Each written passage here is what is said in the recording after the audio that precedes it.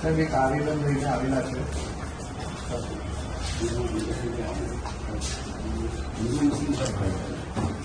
लेकिन हम नहीं चाहते जैसे हम किसी मज़हब के विरुद्ध नहीं बोलते, मज़हब के रहनुमा के विरुद्ध नहीं बोलते, सो कोई भी किसी भी मज़हब के विरुद्ध नहीं, और जो ऐसे लोग हैं कुछ लोग उनके सख्त कार्रवाई उनके FIR भी की हुई है मदरसे सिद्दीक अकबर से.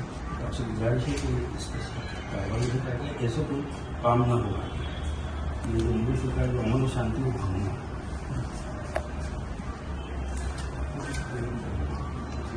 પાછળ કોપી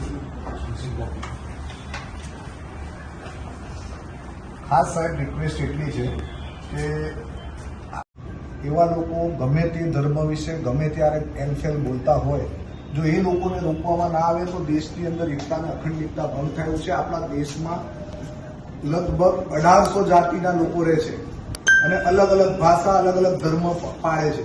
તો આ બધા ધર્મ પાળતા લોકો એકબીજા વિશે બોલશે તો દેશની હાલત ક્યાં શું થશે?